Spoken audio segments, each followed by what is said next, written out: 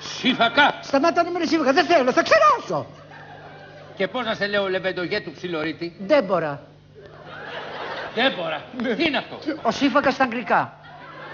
Την τάπαθα μωρό κακόμερος. Τι θέλει να το στείλω στην Αγγλία να σπουδάσει? Και στο βόρειο πόλο να τον έστελνες, θα ρίξει πως να τη γλίτωνε. Τον έβλεπε μωρέ που κουνιέται. Τον έβλεπε πως είναι αιτιούτος. Τι τα λέει μωρέ? Είσαι αιτιούτος? Άλλο πράγμα μου λύσου, τι είσαι? 1000 φορές το έχω πει, είμαι...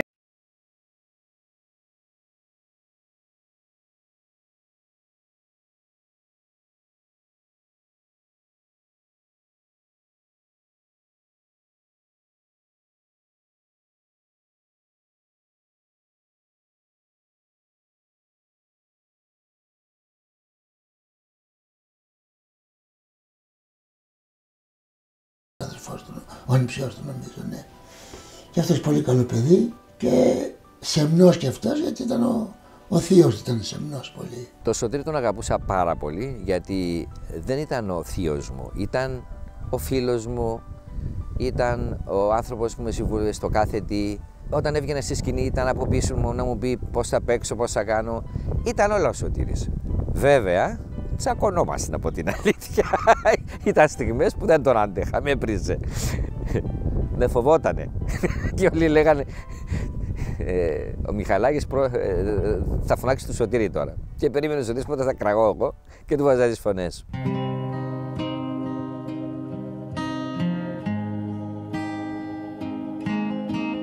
Όταν ο Μουστάκας φτάνει με πλαστό διαβατήριο στην Αθήνα, εγγράφεται στο Οικονομικό Πανεπιστήμιο Αθηνών για να ικανοποιήσει τον πατέρα του, που δεν συμφωνεί με την απόφασή του να γίνει ηθοποιός. Παράλληλα, εργάζεται ως σερβιτόρος και δίνει εξετάσεις στη Δραματική Σχολή του Εθνικού Θεάτρου. Αποτυχάνοντας να περάσει τις εξετάσεις με τη δικαιολογία πως δεν κάνει για το θέατρο, ο Μουστάκας πεισμώνει και περνάει στη δεύτερη του προσπάθεια. Στα έδρανα του Εθνικού θα γνωρίσει και τη μετέπειτα σύντροφό του, Μαρία Μπονέλου. Ως σπουδαστής θα κερδίσει ένα μικρό ρόλο στη θεατρική παράσταση Χαραυγή του Δημήτρη Μπόγρη, ενώ η πρώτη επαγγελματική εμφάνιση θα γίνει στο έργο «Μια πόρτα δραχμές 500». Από την περίοδο εκείνη, αλυσμόνητα θα μείνουν τα περάσματά του από τη χρυσή εποχή του ελληνικού σινεμά.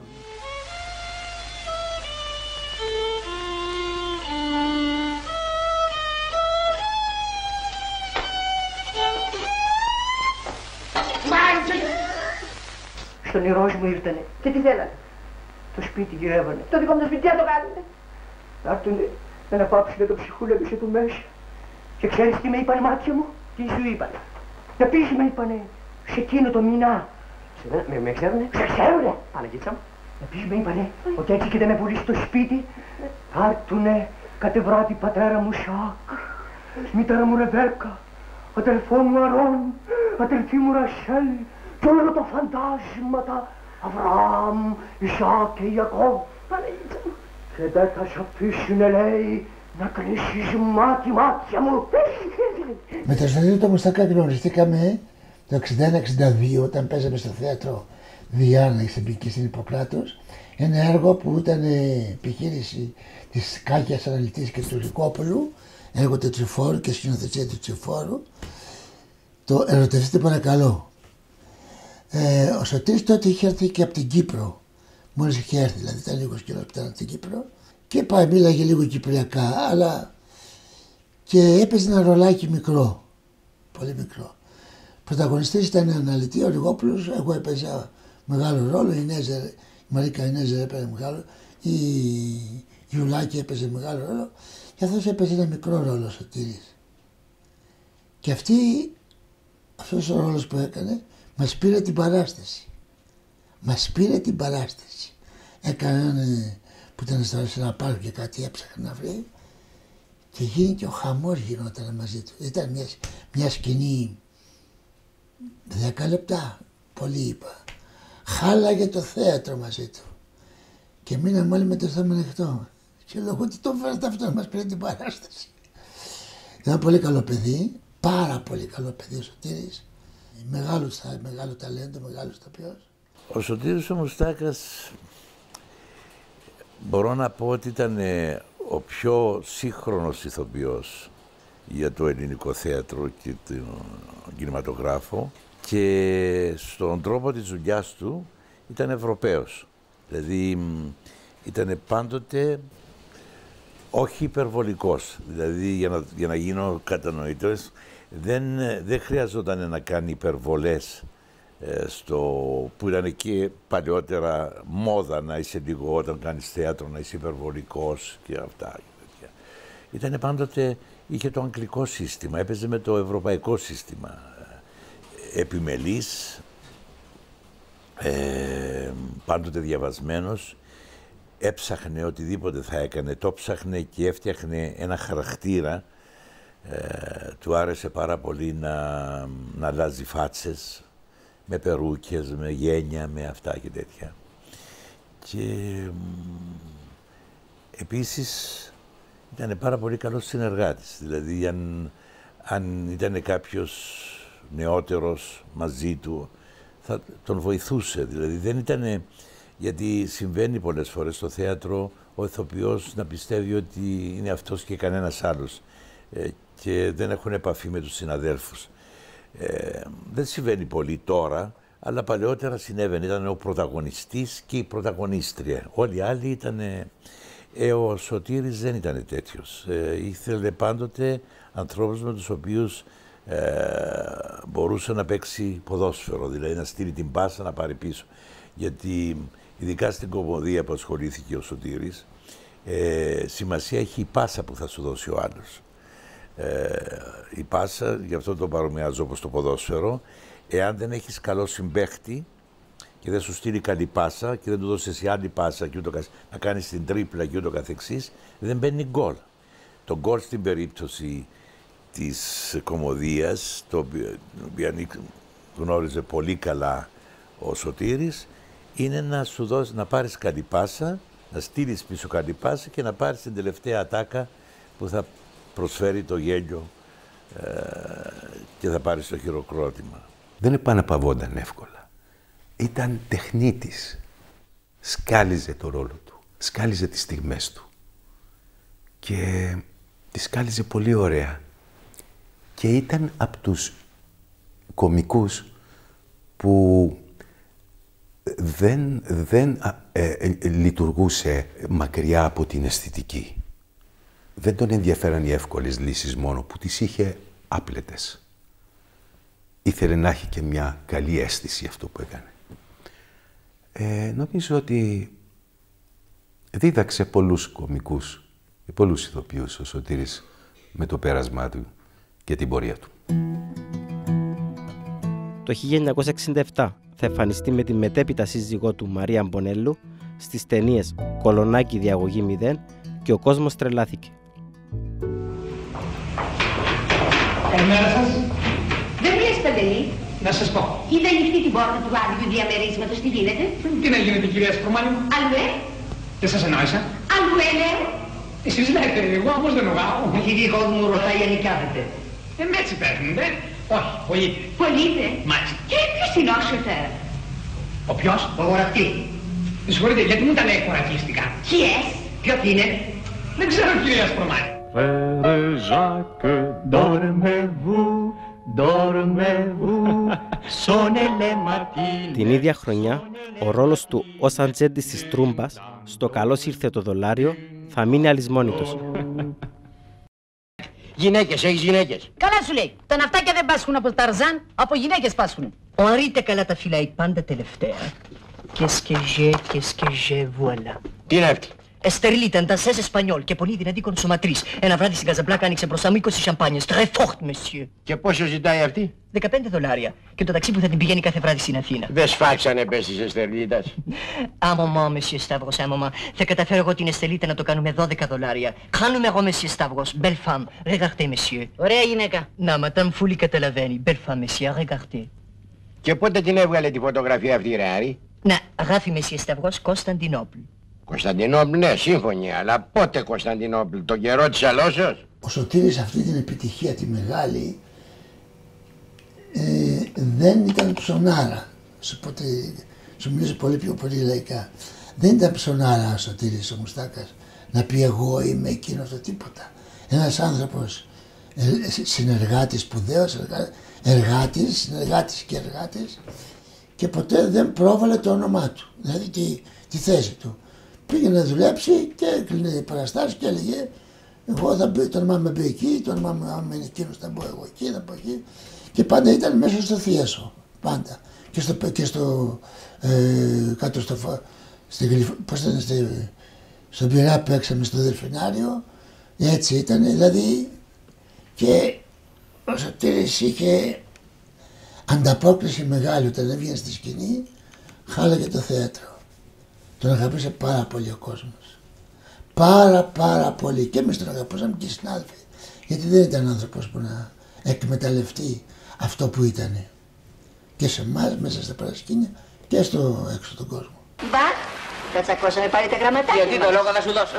Καλά, δεν ήθη μόνης και έπειτα νομίζεις πως μόνο εσύ παίρνεις γράμματα. Να μάξω, ας είναι καλά τα κοριτσάκια μου. Και εσύ από περιοδικό. Και γιατί δηλαδή, κορόιδο είμαι. Ας είναι καλά το γοητηλίκι μου.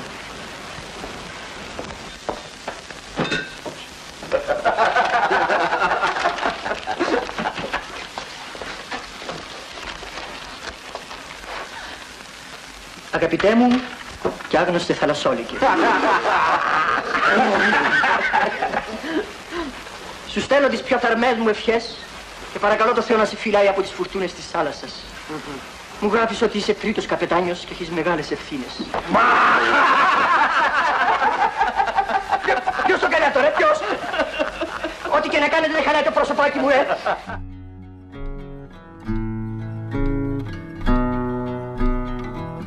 Ο Μουστάκας θα λάβει μέρος σε δεκάδες κινηματογραφικές ταινίες, ενώ στο θέατρο θα παίξει, μεταξύ άλλων, στον Ασυλλόγιστο του Μολιέρου, σε σκηνοθεσία Μιχάλη Μπούχλη, και στις Όρνηθες του Αριστοφάνη, σε σκηνοθεσία Κάρολ Κούν.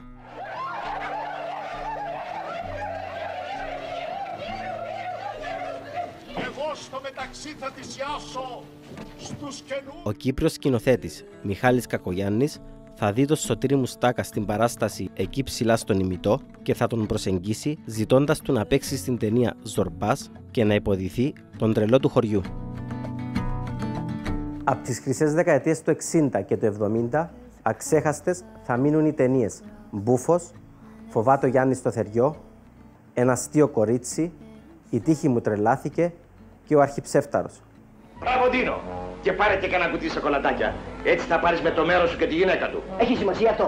Ντίνο, είσαι κι ανιστόρητος. Αν δεν υπήρξε η Δανιδά, ο Σαμψόν θα γινότανε ποτέρες ήλτος χιλιών των Φιλιστέων. Κατάλαβα. Από αύριο θα διαβάζω ιστορία. Να διαβάζεις. Τι να διαβάζεις, ρε. Τη δουλειά μου τελειώσεις. Και όπως είπαμε, ο δρόμος να περάσει μέσα από τα κτήματα. Κατάλαβα. Τα κτήματα θα περάσουν μέσα από το δρόμο. Όχι, μωρέ! Εγώ να περάσω μέσα από τα κτήματα. Τι λες, μωρέ!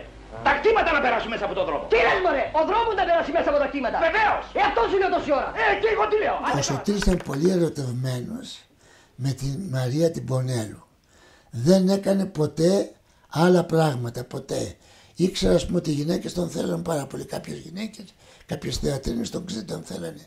Αλλά αυτός δεν έδινε σημασία καθόλου. Εκείνο που τον ενδιέφερε ήταν το θέατρο και η οικογένειά του. Ήταν σε αυτό το στήλο ο Σωτήρης. Ξέρω, οι γυναίκες που δεν θέλανε το Σωτήρη, του ριχνόντουσαν, το κάνε. Αλλά ο Σωτήρης τις κοροϊδεύε, τις γέλαγε, έπαιζε μαζί τους χωρίς να πάει κάνει τίποτα ποτέ. Δεν ξέρω καν τι γεγονός να έχει κάνει, δηλαδή. Έτσι, εκτός κι αν έκανε κάτι πολύ κρυφά, που δεν το ξέρω αυτό, οπότε δεν ήθελα να μην υπάρχει κι αυτό. Την συμφοιτήτρια και μετέπειτα συνεργάτηδά του, ηθοποιό Μαρία Μπονέλου, θα την νυμφευθεί το 1973 και θα παραμείνουν ένα αγαπημένο ζευγάρι μέχρι και το τέλος της ζωής τους. Μαζί θα αποκτήσουν μία κόρη, την Αλεξία, η οποία θα κληρονομήσει το ταλέντο των γονιών της. Ήταν ένα ζευγάρι πολύ ερωτευμένο ζευγάρι, πολύ αγαπημένο ζευγάρι. Ζήλευε στην αγάπη τους, το δεσμό τους ζήλευε κανείς. Με το Σωτήρη η πρώτη μας γνωριμία ήταν το 1974.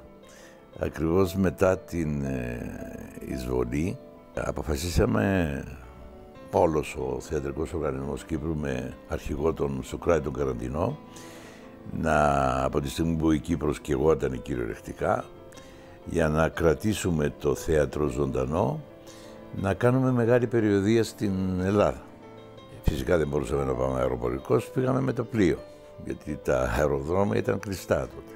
Και όταν φτάσαμε στο λιμάνι του Πειραιά, μας υποδέχθηκε μαζί με άλλους ο Σωτήρης ο Μουστάκας εκεί. Έτσι γνωρίστηκα, έτσι ήταν η πρώτη γνωριμία το 1974. Μέχρι το αγαπημένο του φαγητό του Σωτήρη, τώρα που θυμάμαι, αυγά τηγανιτά με λεμόνι και αλάτι. Και πάντα μου φτιάχνε και εμένα. Και ντομάτα. Ήταν το αγαπημένο του φαγητό. Του άρεσε το κυνήγι πολύ, ήταν κυνηγός, και το ψάρεμα. Εγώ τον αγαπούσα φοβερά. Όποτε πήγαινα στην Αθήνα, και πήγαινα συχνότερα από ό,τι πάω τώρα, ιδιαίτερα τα καλοκαίρια, πήγαινα 2-3 φορές το χρόνο στην Αθήνα, πάντοτε πήγαινα να τον δω. Γνώρισα, με τον Σωτήρη γνώρισα και όλους τους άλλους συμπροταγωνιστές του, από τον Στάθη τον Ψάρτη, τον Κώστα τον Βουτσά, τον Νίκο τον Ρίζο. Όλους αυτούς τους γνώρισα μέσω του Σωτήρη. Και πήγαινα και του έπαιρνα σουβλάκια. Τα κυπριακά σουβλάκια με τα σεφτανιά, μίξτ και ούτω καθεξής, και επίσης πουρέκια. Τα κουβαλούσα μαζί μου. Μόλις έφτανα στην Αθήνα, το πρώτο πράγμα που ήταν να πάω το βράδυ ήταν να πάω στο θέατρο να του τα πάρω. Κρύαμε, να τα ζεσταίναμε φυσικά. Αλλά επειδή ο ίδιος ο Σωτήρης δεν έρχονταν συχνά στην Κύπρο, απλούστατα γιατί φοβόταν τα αεροπλάνα. Ο Σωτήρης φοβόταν πολύ το αεροπλάνο. Δεν μπορούσε να μπει ποτέ του στο αεροπλάνο, έτρεμε. Θα ξεχάσω που φεύγαμε από Κύπρο, ενώ ήρθε με το πλοίο, έπρεπε να φύγουμε γρήγορα γιατί θα πήγαινε στην κηδεία της Βουγιουκλάκη, της Αλίκη. Και όταν πήγαμε στο αεροπλάνο, ο Σωτήρης κάποια στιγμή πρασίνησε. Και λέω, τι έχει πάθει αυτός, θα να πεθάνει. Τότε ήταν η εποχή που δίναν και κάτι καραμέλες και του δώσαν του Σωτήρη μια καραμέλα. Και να ξεχάσω, καθόμουν δίπλα και άκουγα μια καραμέλα να κτέπεται στα δόντια του. Πεθάνει στο γέλιο. Μέχρι να φτάσουμε Αθήνα ήταν να πεθάνει. Πρωτοκαμάρωνα σαν Κύπριος από μικρός, επειδή ήταν Κύπριος και είχε παίξει στο Ζορπά. Και θυμάμαι ότι ένιωθα πάρα πολύ ωραία όταν είχα ακούσει ότι είναι Κύπριος αυτός. Και όταν τον έβλεπα ότι υπήρχε και στην Αθήνα σαν μεγάλη προσωπικότητα στο χώρο της ψυχαγωγίας και ανερχόταν συνεχώς, έπαιξε με πόσα πρώτα ονόματα, υπήρξε σαν πρώτος, σαν πρωταγωνιστής, με μεγάλα σχήματα, με μεγάλες παραγωγές, με μεγάλες επιθεωρήσεις που γίνανε.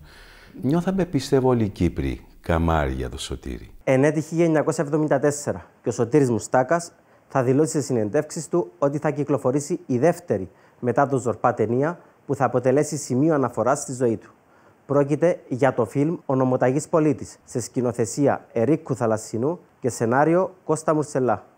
Διότι οι πατρείς διαμέσου της εταιρείας μας και η εταιρεία μας διαμέσου της πατρίδος θα ανέβρουν τη λεωφόρων των πεπρωμένων τους για να οδεύσουν εις σύνοδον της ασφαλείας και της τάξεως. Το μέλλον της εταιρείας μας είναι το μέλλον το δικό μας και το δικό μας είναι και μέλλον της εταιρείας. Ό,τι ωφελεί την πατρίδα εμάς, ωφελεί και την εταιρεία. Γι' αυτό το ωράριο καταργείται.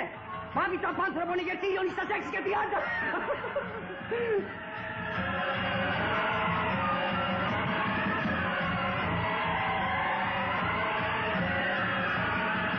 Και γραπάτε, δεν είναι πλέον υποχρεωτικέ. Η μακροχρόνια σχέση του Μουστάκα με τον Θαλασσινό θα μετρήσει 20 χρόνια συνεργασίας και μαζί θα περάσουν στη κάλτ εποχή της βιντεοκασέτας και της δεκαετίας του 80. Χαρακτηριστικές στιγμές της, ο Πάτερ Γκομένιος, το παίζω και πολλοί άντρας, μερικές το προτιμούν ηλεκτρονικό και άλλες πολλές. Κύριε, τον εν πολλές αμαρτίες περιπεσόντα άντρα μετανοήσαντα, κι εις παλούκιον καθήμενον συγχώρεσον. Ότσι, Κύριε, η νόμετσα αυστρά του Κύριον νύτε, ότι σίγον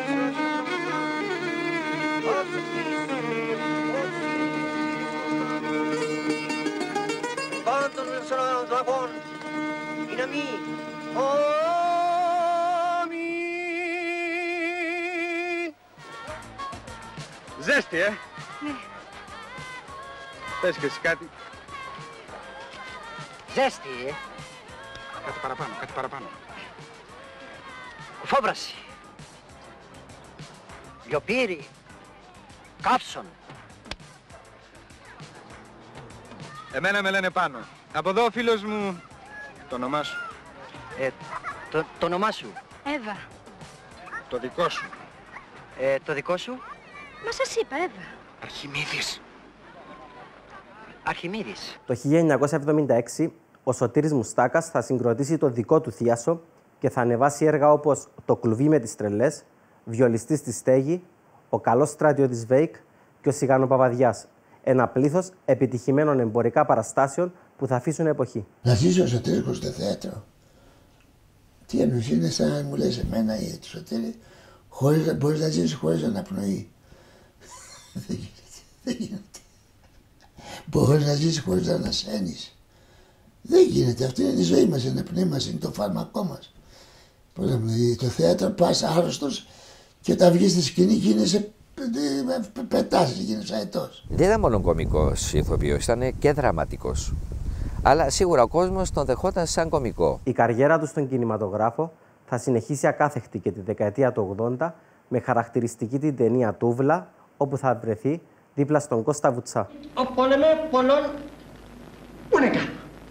Τι είπα? Μασάλα ουαγουατάρε καλάμα ουαγαταλέ ιαουαράσαλα ουαγουατέρε μάλα. Τι είπες? Απάντησες αυτά που είπες. Έλα πάνω. Θα λες ό,τι διαβάζω. Μάλιστα. Ιου. Όσε βασιλεύ, ό,τι βασιλεύ. Το χρήμα, το χρήμα. Όσον απέρα,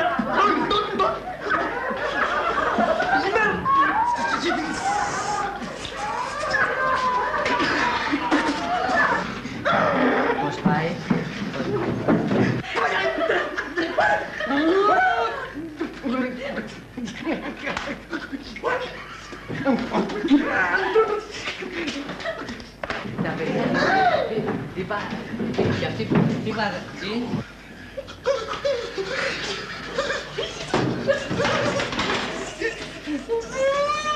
Είχε ένα πολύ ωραίο δέσιμο ο Σωτήρης με το Βουτσά. Πάντα με το Βουτσά κάνανε μεγάλες επιτυχίες. Ήμασταν πολύ φίλοι, πάρα πολύ φίλοι και είχε μια ευγένεια. Ποτέ δεν σου λέγε καν το έτσι. Ποτέ. Εγώ το ρώταγα όμως πολλές φορές. Σωτήρη, αυτό πώς το κάνουμε? Και μου λέγε, και ήταν επιτυχία αυτό το πράγμα. Είμαστε πολύ φίλοι, κάναμε θειάσους μαζί. Είμαστε σε θειασάκες δηλαδή, επιχειρηματίες. Και δουλεύαμε πάρα πολύ, δηλαδή κάναμε πολλούς θειάσους και στο Γκλώρια και στο Περοκέ και στο Διάνα. Και περιοδία είχαμε πάει μαζί και στις επιθεωρήσεις παίζαμε μαζί πολλές φορές. Πάρα πολλές φορές έχω παίξει. Δηλαδή ήμασταν ζευγάρι σχεδόν με το Σωτήρη του Μουστάκα. Το λέω το όνομά του και ανατρεχιάζω γιατί τον θεωρώ μια μεγάλη απώλεια του παγκόσμιου θεάτρου. Όχι του ελληνικού θεάτρου μόνο, και του παγκόσμιου θεάτρου. Δηλαδή αν ο Σωτήρης τύχε να είναι, γιατί ήξερε και αγγλικά ήξερε, αν τύχε να πάει έξω, δεν ξέρω γιατί δεν πήγαινε, θα ήταν μεγάλος κωμικός.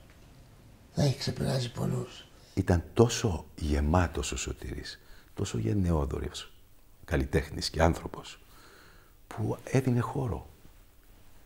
Δεν υπάρχουν τέτοιοι καλλιτέχνες εύκολα. Ο Σωτήρης μας, ο Κύπριος μας, ο Σωτήρης, είχε δώσει δείγματα γραφής σε νέους και παλιούς. Όταν πηγαίναμε με το αμάξι περιοδία, πηγαίναμε Θεσσαλονίκη, νομίζω, σε κάποιο σημείο σταμάτησε γιατί είδε κάποιους να καυγαδίζουνε. Και πήγε ο καημένος να τους χωρίσει και στο τέλος έφαγε μία στο πόδι και από τότε του έμεινε κουσούρι στο πόδι, δηλαδή πήγαινε και έκανε φυσιοθεραπεία. Ήταν τόσο καλός που βοηθούσε τον κόσμο. Με τους φίλους του και τους συναδέλφους φυσικά, αλλά και οι συνάδελφοι του φίλοι του ήταν, γιατί ήταν ένας προσίγωρος άνθρωπος.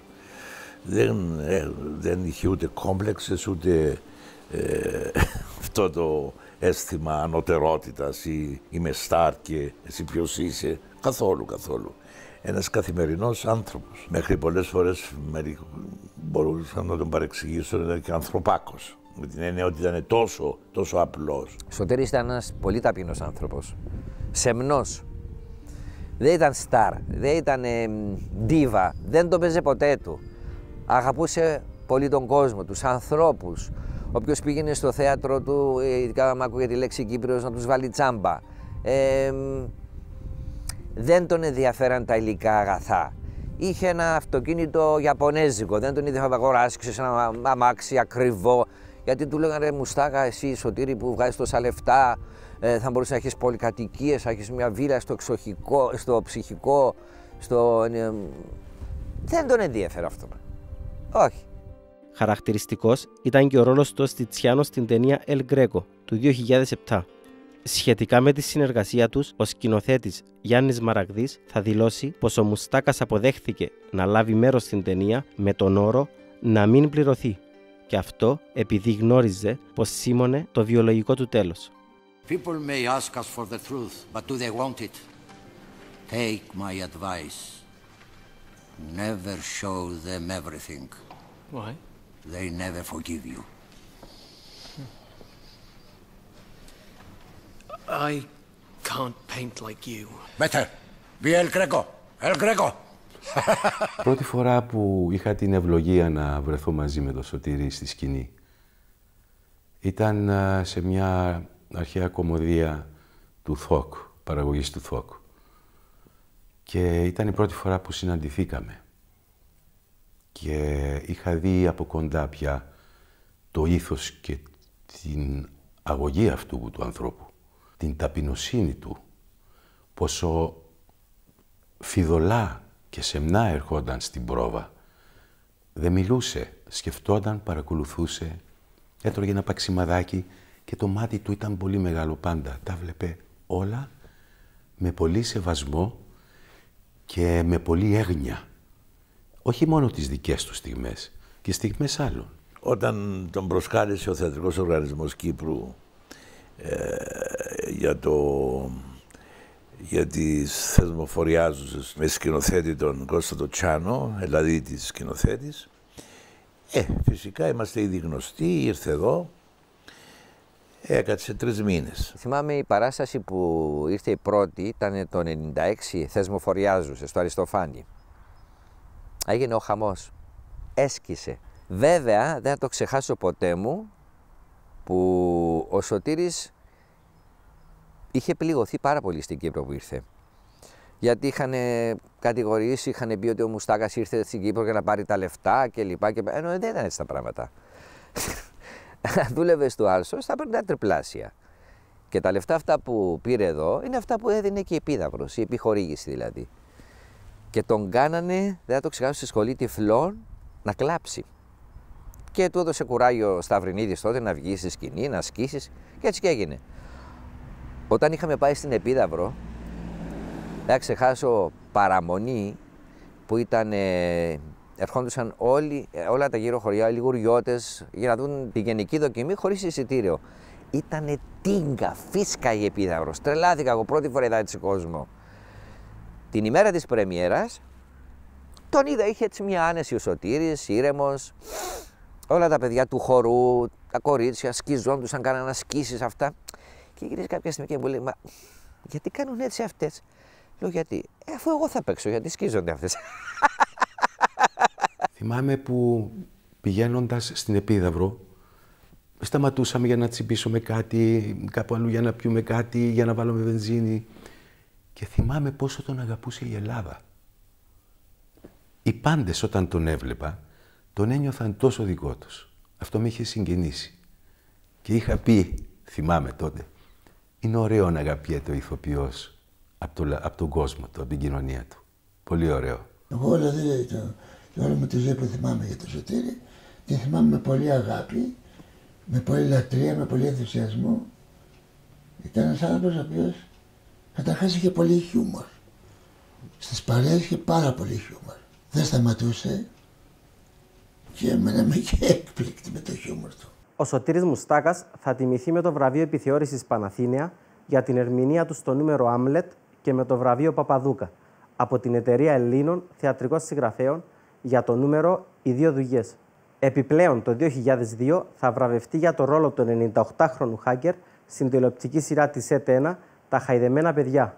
Ενώ το 2003 θα λάβει το βραβείο Κάρολος Κουν για το σύνολο του έργου του σε επιθεωρήσεις. Κοιτάξτε, όταν έβγαινε στη σκηνή ο Σωτήρης, αυτό σχεδίαζε. Δεν υπάρχει κωμικός σε όλο τον κόσμο που να μην αυτοσχεδιάζει. Να μην ξεπερνάει το κείμενο. Και ο Σωτήρης το ξεπέρναγε μέσα στο κείμενο όμως, οργανικά. Οργανικές προσθήκες, όχι προσθήκη για την προσθήκη. Και αυτό έχει μεγάλη σημασία. Δηλαδή μέσα σε αυτό που έπαιζε έκανε προσθήκες, αλλά υπέρ του ρόλου. Έκανε πολλές πλάκες, πάρα πολλές πλάκες. Με έπαιρνε τηλέφωνο, άλλαζε τη φωνή του και ότι μια φορά ήταν υπουργός εξωτερικών, την άλλη φορά ήταν από το μετεωρολογικό αυτό.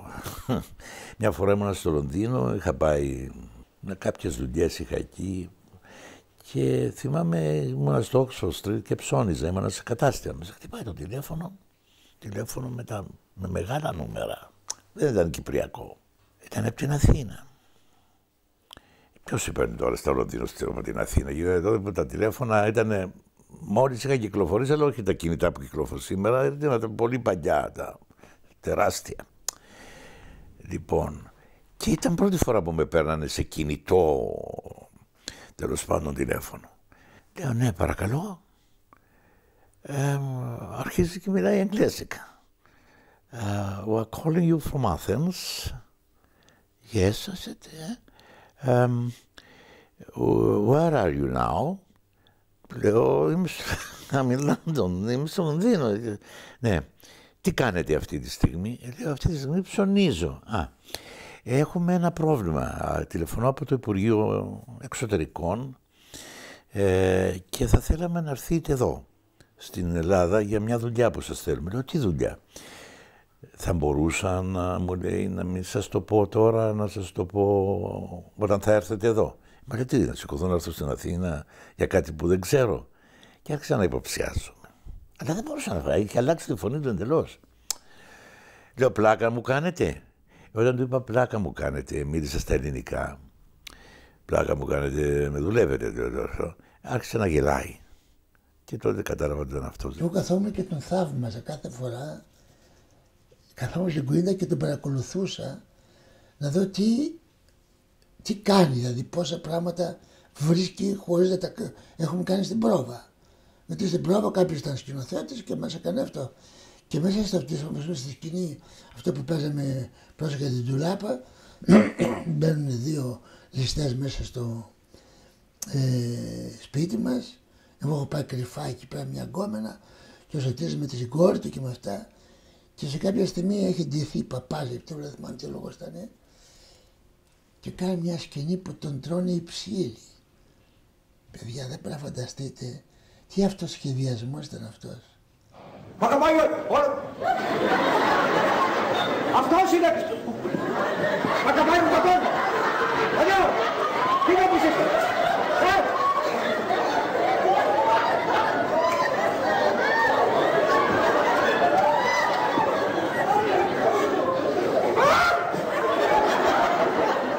Είναι κάτι που με πιάνει στη ζούγκλα περίπου. Μόλις του ζήτησαν τα 10 εκατομμύρια για αυτό τον ιερό σκοπό, είπε αμέσως ναι, πριν να μπει σκήμινο. Με τα χέρια ψηλά σε ανάταση, σε προσευχή. Κοιτάξτε τον, μοιάζει με τον Χριστό στο σταυρό ανάμεσα στους δύο ληστές. Τον Βαραβά και τη Βαραβού. Αμήν.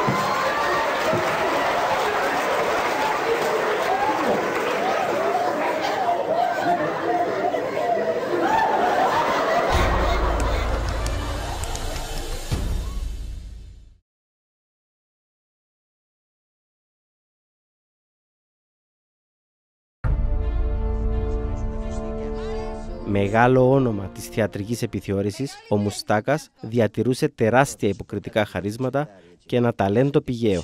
Το καλοκαίρι μου την έπαιζε μία εγκόμενα και με πήγε στο εξωτερικό της στη Νέα Μάκρη. Μόλις μπαίνω μέσα μου λέει γδίσου. Και γδίθηκα και έμεινα όπως με γέννησε η μάνα μου. Όταν είδε αυτό το κορμί, έπαθε. Γιατί κακά? Να έχεις γυμνό. Δεν ήξερε κανένας ότι ήταν άρρωστος.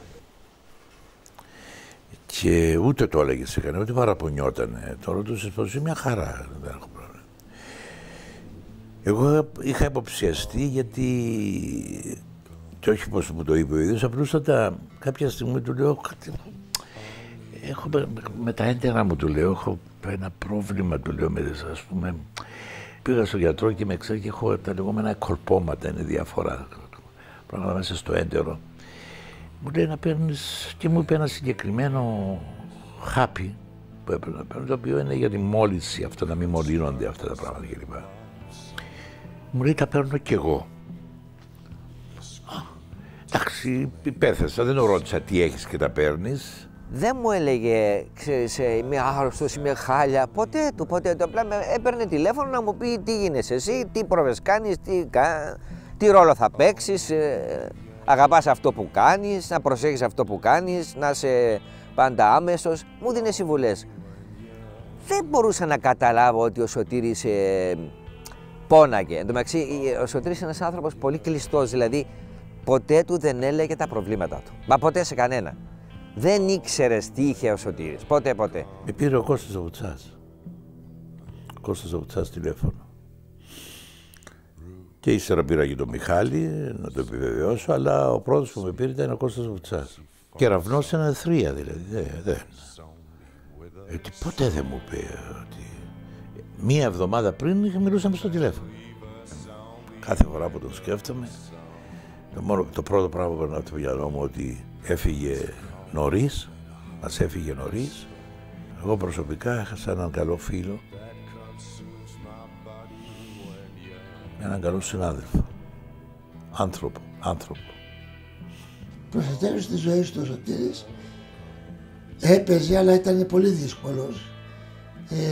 Ταλαιπωρήταν πάρα πολύ, είχε χάσει και τα μαλλιά του,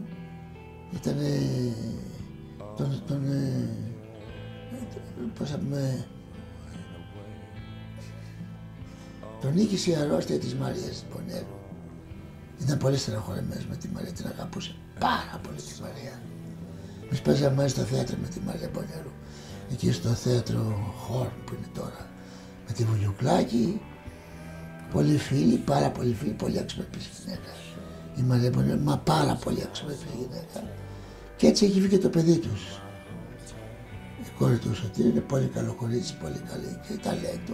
Όταν είχε φύγει από τη ζωή ο Σωτήρης μας, θυμάμαι ήρθαν από το ΡΙΚ για να μου πάρουν μια συνέντευξη.